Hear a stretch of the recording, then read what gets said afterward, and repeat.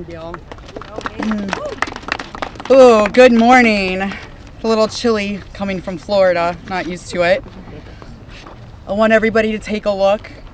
I know everybody sees us today as grown adults, but we are fighting for the children that were abandoned and left behind in the reckoning. This is who you're fighting for. This is who Congress is fighting for. This is who the House of Representatives are fighting for, and hopefully the Senate will fight for us too. I want to kick this off right, and I want to address Marjorie Taylor Greene, Thomas Massie, and Khanna. I want to express my gratitude for all three of you, and I know Khanna, we spoke earlier. This is an incredible thing that I'm watching as a Republican, and this is non-political, but for you to go against your own party and to be ostracized. There's no place for political violence. There's no place for intimidation. And I can say firsthand, stepping out against Epstein and his crimes against children, we have all experienced that ourselves. So for you to knowingly put yourselves at risk and put your career at risk is unbelievable to watch, and we are so grateful. I also want to make a proposition for Marjorie Taylor Greene, because you've been an advocate for this. If you decide to read those names on the House floor for immunity, I will be more than happy, no security needed. I will stand beside you. I will hold your hand. I will hold your coat in solidarity with you. And on top of that, I did talk to Jayapal, who said she would be more than happy to read those names too on the floor with all of us. It's time that we put the political agendas and party affiliations to the side. This is a human issue. This is about children. There is no place in society for exploitation, sexual crimes, or exploitation of women in society. There's no room for it, guys. We're not having it.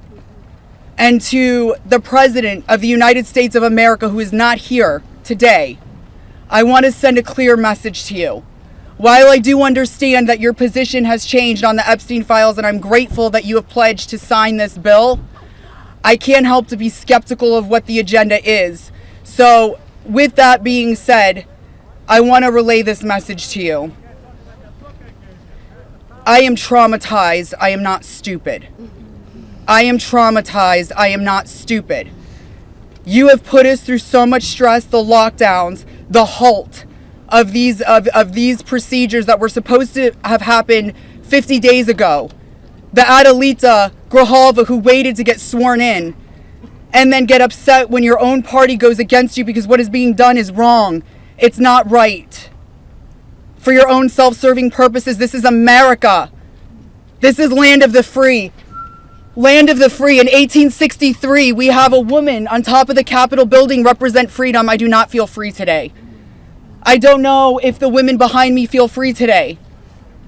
So I am begging every member of Congress, every representative, to step up and choose the chaos, choose the survivors, choose the children, protect the children, all children. You protect all of us equally. Thank you very much for your time. Following that, Lisa Phillips will be the next survivor.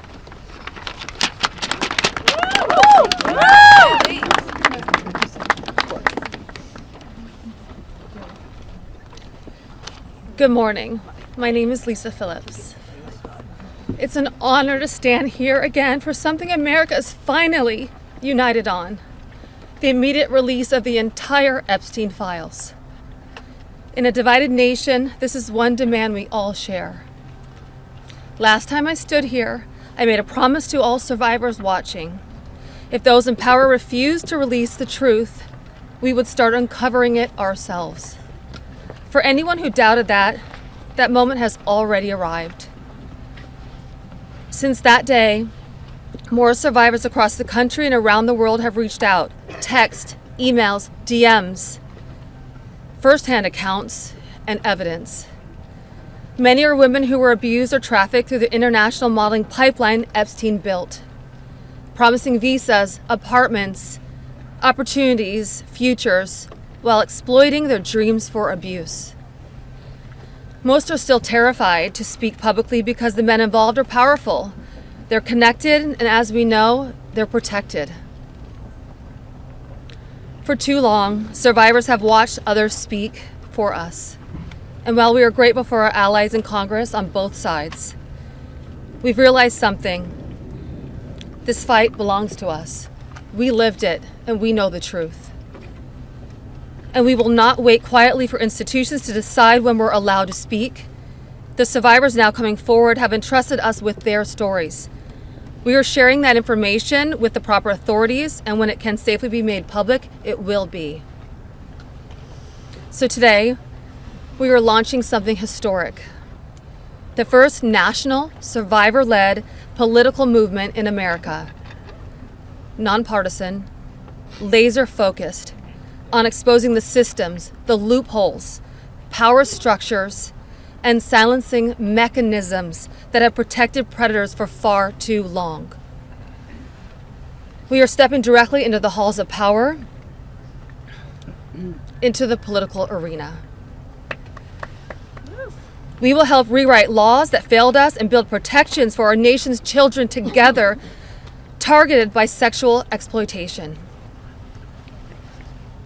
Together, today, survivors begin our own fight, the survivor revolution. And we intend to change this nation for the better. If you're a survivor who wants to join us, please reach out. And to anyone who benefits from the current system, intentionally or not, remember this. Alone, yes, we are afraid. But together, we are feared. Thank you.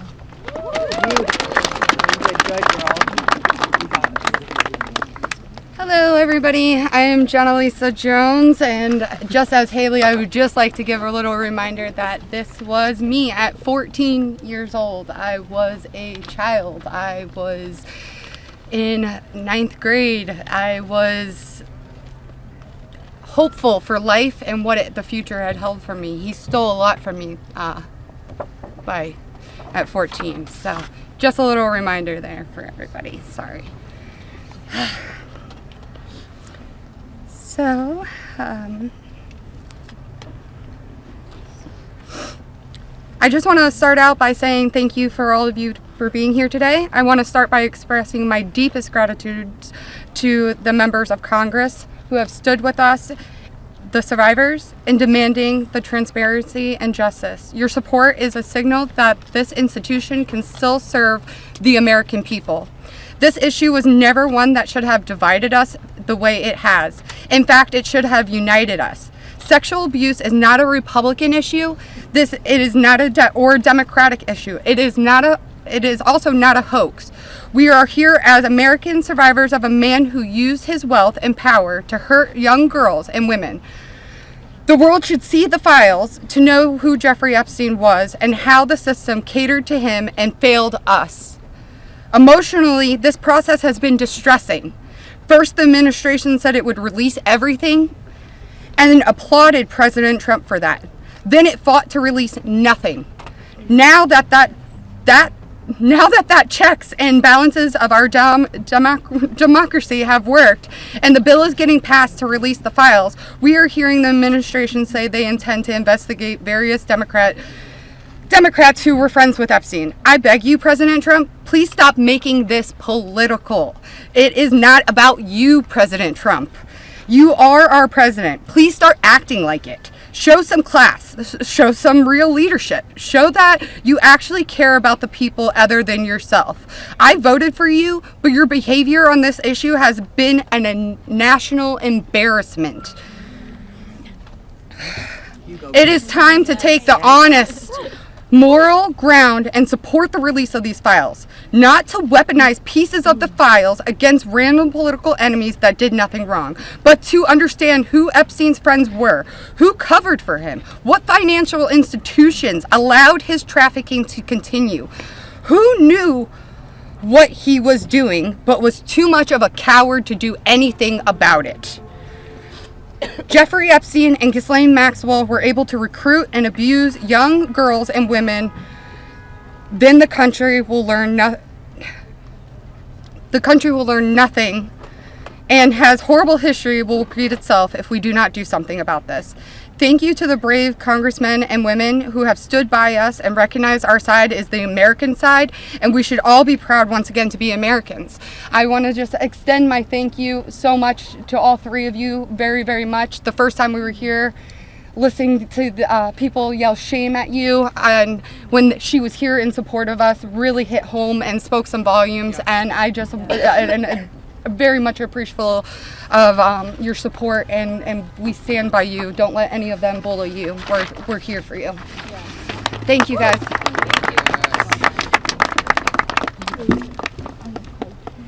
Wow. Good morning, everyone. Thank you all so much for coming together today and taking the time to listen to us.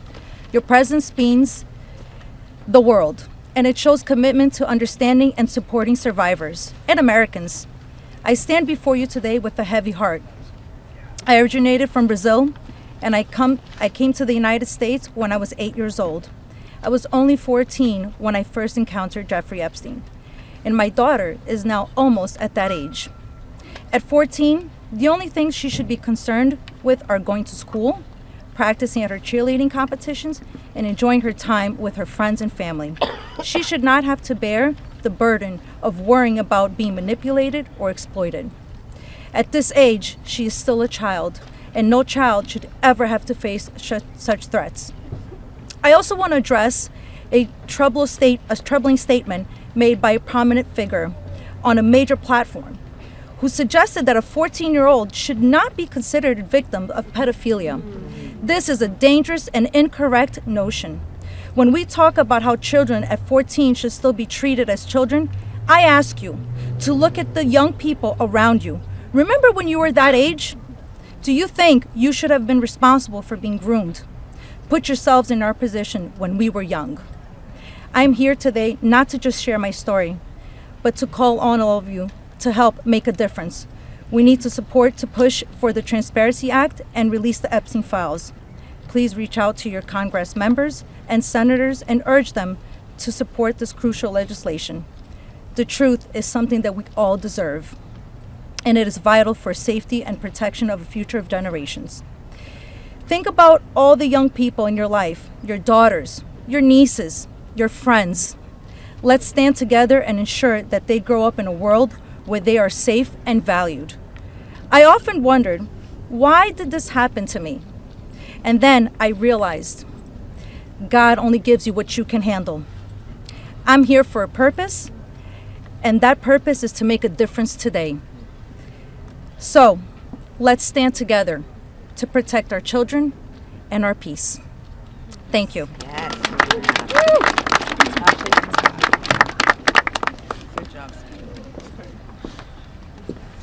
Good morning. I want to say a few things before I begin. My speech may not be great. It was thrown together last minute as I only came here, decided Friday, when one of us, who has spoken several times, decided she couldn't come because of the threats. She was too scared. So I want to say, when you threaten one of us, you're threatening all of us. Yep. We are together now, and that's never going to change. This is me at 16 when I met Jeffrey Epstein. Now I'll start.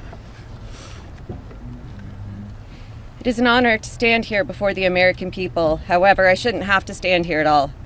I'm here because as a child, I was pulled into Jeffrey Epstein's world, a world built on exploitation and manipulation of innocence and the protection of powerful men and women who believed that they were untouchable.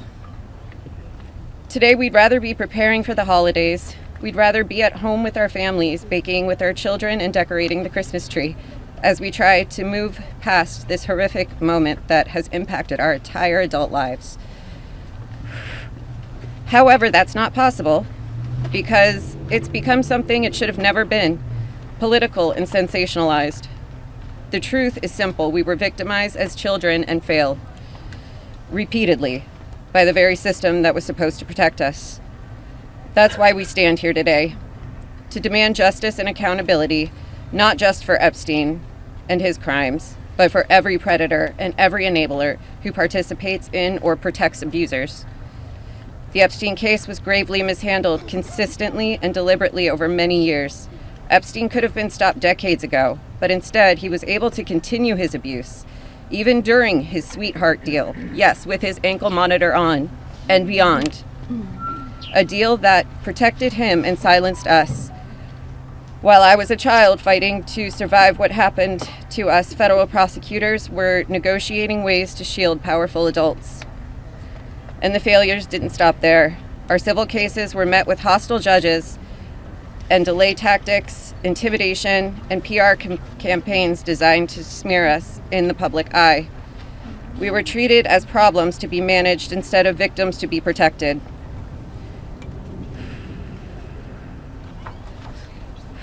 Today, something has changed. Individually, our voices were whispers. Together, they've become impossible to ignore. We are encouraged to see elected officials from both parties, thank you, come together and finally take action to release the files. I'll leave it there. Thank you. Good job. Yes, Ashley. Good morning. My name is Wendy, and I'm standing here today with a truth that still scares me to say out loud. I'm going to put this down because I can't hold both, as you guys saw, but that was me when I was 14 when I met Jeffrey Epstein. None of us here signed up for this political warfare. We never asked to be dragged into battles between people who never protected us in the first place. We are exhausted from surviving the trauma and then surviving the politics that swirl around it. When survivors travel to speak, to advocate, to stand for the truth, we do it with our own money, from our own pockets, carrying our own fear, shaking in our own bodies. There is no team, there is no paycheck. It's just us hoping our voices make a difference. And it puts a pit right in your stomach because you know you're standing on the right side of history. Yes. But standing on the right side of history is not a comfortable place to be. Yep. It never has been. And in a sick, heartbreaking way, it's an honor to show up, an honor to speak here, and an honor to stand in light when the world tried to keep us in the dark. And what keeps me standing is, even with all this fear, I have a 14-year-old daughter myself, the same age I was. And when I look at her, I see the little girl I used to be, the one that no one protected. My greatest fear in this entire world is history repeating itself. And I will do anything, absolutely anything, to make sure that she has to never be one of these girls standing in front of a crowd like this today in her life. So today, from the safest and bravest places inside myself, I am asking Congress, please pass the bill. Please release the records. Stop making survivors fight alone for the truth that should have protected us in the first place. To the representatives that support us, thank you. Thank you for standing beside survivors so we don't have to face this fear alone. Thank you for choosing what is right over what is easy. And every survivor who is scared right now, your fear is real. Your courage is real, and even though we're terrified, we keep showing up. Because someone has to tell the truth. Someone has to protect these children. We deserve safety then, we deserve it now. And we are done being afraid so others can stay comfortable. So with that, I want to say thank you guys for having us.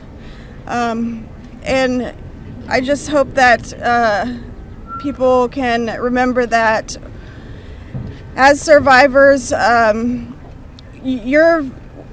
story never leaves us, but the choice that you make to pass this bill, your career is in front of you. And that choice will follow you. Everybody will know. So thank you. Good job. Yes. Well said, Wendy. You're incredible. Hello, everybody. My name is Danny Bensky. This was me at 17 years old. Oh, I'm sorry. Coming from the dance world, I was recruited in 2004 after a systematic breaking down where Epstein leveraged my mother's brain tumor scans. He threatened me to withhold care for her. He trapped me in a year-long cycle of abuse. The last time I was here in Washington, D.C., I talked about being a part of this beautiful mosaic of women behind me, and they are exactly that. They are a beautiful mosaic of energy and passion and love and life. I am one story of 1,000. Think of that number, 1,000. I spoke of how big our hopes and dreams once were, and I talked about how they were completely shattered at the hands of Ghislaine Maxwell and Jeffrey Epstein. Now, I look at this amazing community behind me. They are survivor sisters. We are together. We stand together in this. And I realize that we are a representation of women across America. We come from different backgrounds. We have different religions. We are different races, different creeds, different ethnicities.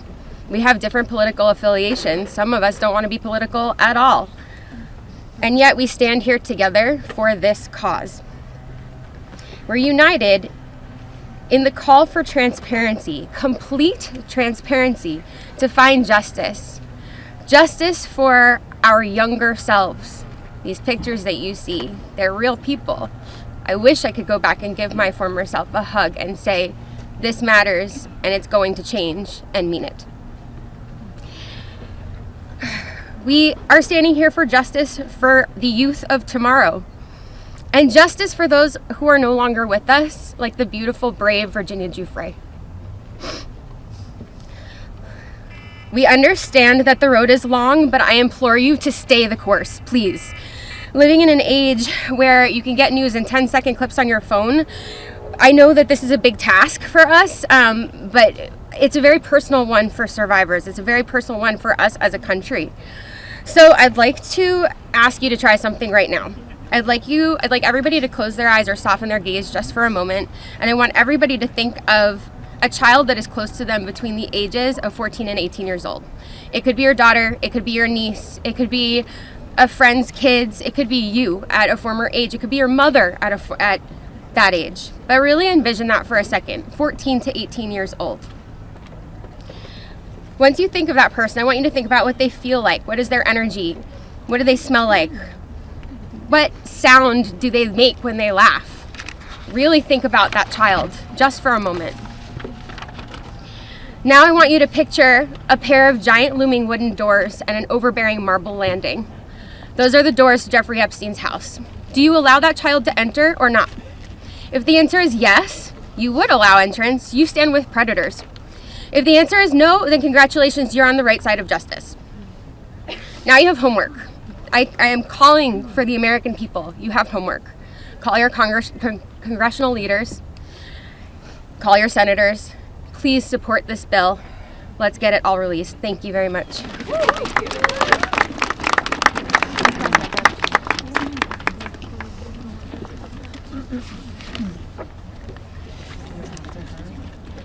Good morning. My name is Annie Farmer, and this is a photo of me and my sister Maria Farmer. Around the time I was 16 and she was 25. That's how old we were when we were abused by Epstein and Maxwell.